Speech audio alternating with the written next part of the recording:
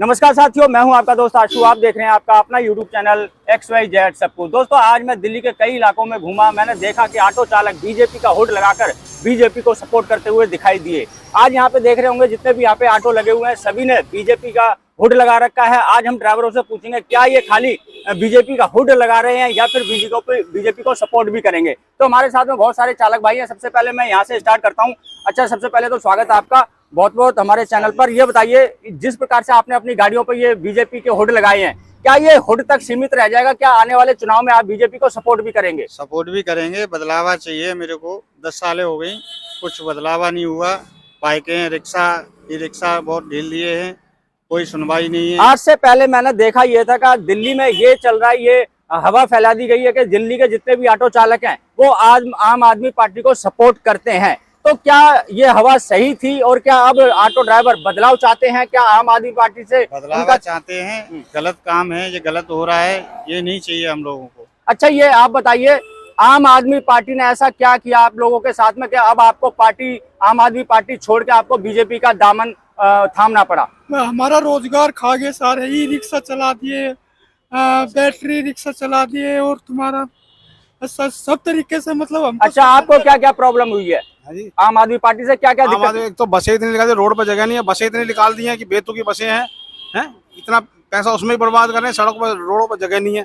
E rickshaw निकाल दिए बहुत सारे। आम आदमी पार्टी तो कहते हैं कि हमने आज दिल्ली के ऑटो चालकों को बहुत सारी सुविधाएं दी हैं, उनके लिए बहुत सारी योजनाएं बनाई हैं। क्या वो कुछ किसी का फायदा आपको मिला भी? नहीं, अब तो योजना कोई फायदा नहीं है। सड़कें टूटी पड़ी हैं जहाँ जिधर जाओ।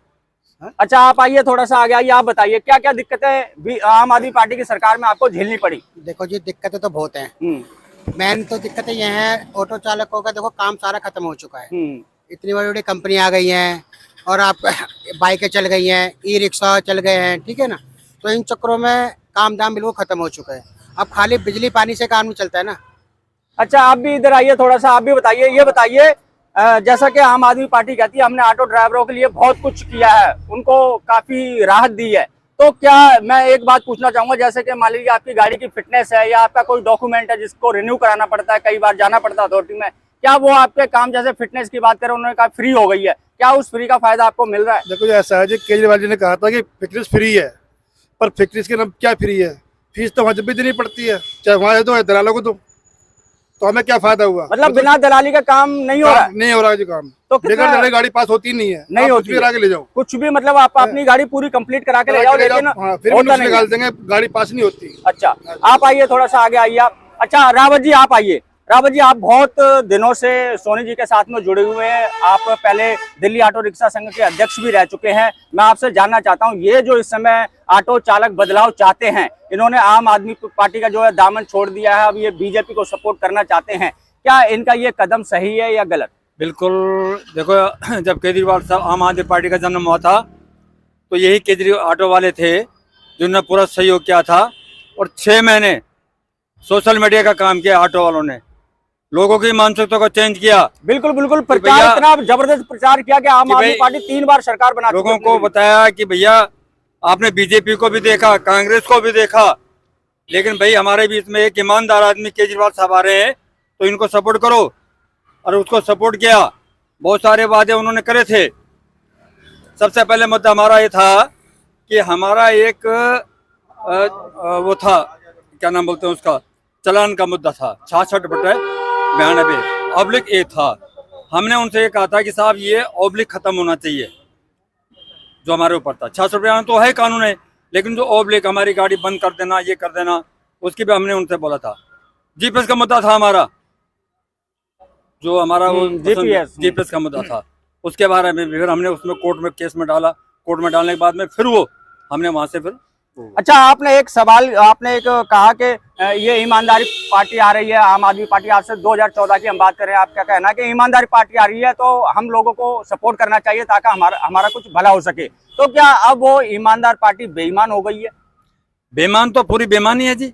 अच्छा, नहीं, जैसे अभी आपने देखा होगा कि जो हमारे परिवहन मंत्री थे दिल्ली के, श्री कैलाश गहलोत जी, उन्होंने भी इस्तीफा दे दिया और उन्होंने अपने सभी पदों से इस्तीफा दे दिया। उन्होंने ये आरोप भी लगाया कि दिल्ली सरकार जो चुनाव में वादे करके आई थी उनको पूरा नहीं कर चुकी। कर सकी, चाहे वो यमुना की सफाई हो या फिर शीश महल का भी उन्होंने मुद्दा उठाया, और भी कई मुद्दे उन्होंने उठाए। क्या वो मुद्दे जायज थे उनके? देखो जी, मुद्दे तो भाई साहब आम आदमी पार्टी जब आई थी, जब उसका जन्म हुआ था दिल्ली के अंदर में, मुद्दे तो बहुत सारे थे। हम इतने स्कूल बनाएंगे, इतने कॉलेज बनाएंगे, ये करेंगे वो करेंगे, लेकिन आज वो किसी भी चीज में खरे नहीं उतरे, बिल्कुल भी नहीं। चलिए, बहुत बहुत धन्यवाद। हमारे साथ में है राजेंद्र सोनी जी, जो कि दिल्ली ऑटो रिक्शा संघ के महामंत्री हैं। सोनी जी, बहुत बहुत धन्यवाद आपका कि आप यहाँ पे आए और आप इस प्रकार से ऑटो चालकों को इकट्ठा रखते हैं, अपने साथ में जोड़ के रखते हैं। अब ये बताइए, जो जिस प्रकार से आप बीजेपी का प्रचार करवा रहे हैं ऑटो चालकों से, आपको क्या लगता है कि बीजेपी इन ऑटो चालकों का उद्धार कर देगी? एक तो मैं ये आपको कह दूं, हम नहीं प्रचार करा रहे, आपके माध्यम से तो हो रहा है ना? मेरे माध्यम से नहीं, खुद लगा रहे हैं ये पोस्टर। अच्छा अच्छा, खुद बैनर लगा रहे हैं, ये सबसे पूछ लो आप। अच्छा, ये चाहते हैं दिल्ली के अंदर बदलाव होए, तो मैं इनको पूरा भरोसा दे रहा हूँ। क्या नाम है, अगर दिल्ली के अंदर फरवरी के अंदर सत्ता चेंज होती है, दिल्ली की बीजेपी की सरकार 101% बनेगी, ये मैं बता रहा हूँ। मैं इनको 3 चीजें लेके दूंगा जो आज तक केजरीवाल सरकार 10 साल हो गए, इसकी सरकार ने इन लोगों के लिए कुछ भी नहीं करा। नंबर 1, जिस तरीके से महाराष्ट्र के अंदर जो 50 रुपए की पेनल्टी है ना, वो सारी माफ करी गई है। वो भी एक ऑटो चलाने वाला मुख्यमंत्री था, उसने 50 करोड़ रुपया सैंक्शन करा महाराष्ट्र के ऑटो वालों के लिए। एक वेलफेयर बोर्ड की घोषणा करी, यहाँ तो वेलफेयर बोर्ड तो बना नहीं, मगर यहाँ भ्रष्टाचार का अड्डा बना दिया आम आदमी पार्टी की सरकार ने, ठीक है जी। और इनको 5-5 लाख रुपए का जो मेडिकल के कार्ड होंगे, आयुष्मान जो भारत चल रहा है मोदी जी का, मेडिकल के कार्ड पूरे देश में मिल रहे हैं, वो इसने रोक दिया, गरीब लोगों को मिलने चाहिए थे। और दूसरा, जो अभी आपने वजीरपुर जाओ, वजीरपुर के अंदर देखो कितनी शानदार बिल्डिंग बने हुए हैं जी। वो उसमें कई झुग्गी झोपड़ी में हमारे ऑटो वाले भी रहते हैं। अब उनका एक सपना था, उनको ऑटो वालों को मकान तो पक्के मिलेंगे, जिनके पास नहीं है बेचारों के पास। अच्छा, जो मतलब आपके कहने का मतलब ये है कि जो पीएम आवास योजना है, इसका लाभ इन ऑटो चालकों को भी मिलेगा? बिल्कुल बिल्कुल मिलेगा। मैं बोल तो रहा हूँ, दिल्ली के अंदर 10 साल का केजरीवाल की सरकार का शासन, हम इसको है ना वोटों में तब्दील कर देंगे। सरकार बनाना जानते हैं, सरकार को गिराना भी जानते हैं। जिस तरीके से ऑटो वालों का, काली बिल्ली टैक्सी वालों का शोषण इन्होंने करा है इस सरकार ने, आप ये बता दो ना, कौन सा काम दिल्ली की जनता के लिए करा है? सड़कें टूटी पड़ी, आज जहरीली हवा चल गई, जमुना गंदी हो गई, तरह तरह के झूठे वादे करना। ये झूठे और क्या नाम है, मक्कारों की सरकार है आम आदमी पार्टी की। इसलिए 1 लाख ऑटो वाले जो इनसे त्रस्त हो गए हैं, इनकी तानाशाही से, भ्रष्टाचार से, वो इनके खिलाफ बोलेंगे, वोटों में तब्दील करेंगे, सवारियों को कन्विंस करेंगे, इनको भगाओ, बीजेपी लाओ। चलिए, बहुत बहुत धन्यवाद। हमारे साथ में और भी ऑटो चालक भाई हैं, इनसे भी हम पूछना चाहेंगे। आप ही बताइए, जिस प्रकार का अभी आप देख रहे होंगे माहौल बना रखा है, ऑटो चालक बीजेपी को सपोर्ट कर रहे हैं, क्या आपको लगता है आने वाले समय में अगर बीजेपी की सरकार बनती है तो जो परेशानियां अभी आपको हो रही हैं उनसे निजात मिल पाएगी? मैं तो इतना ही कहना चाहूँगा कि 15 साल से केजरीवाल जी शासन कर रहे हैं, लेकिन इन्होंने कुछ नहीं करा। मैं तो फुल दिल से चाहूँगा कि पूरे बहुमत से बीजेपी हमारे दिल्ली में आए। चलिए, ये थे हमारे ऑटो चालक, इन्होंने अपनी अपनी राय दी और आपने यहाँ पे देखा तमाम जो ऑटो चालक यहाँ पे खड़े हुए अपनी गाड़ियों में हुड लगा रहे हैं, बीजेपी को सपोर्ट कर रहे हैं। अब इनका सपोर्ट करना कितना सही है या फिर गलत है, ये तो आने वाले विधानसभा चुनाव के बाद ही पता चलेगा दोस्तों। तो मैंने ये दिखाई छोटी सी जानकारी आपको, ऑटो चालकों की राय।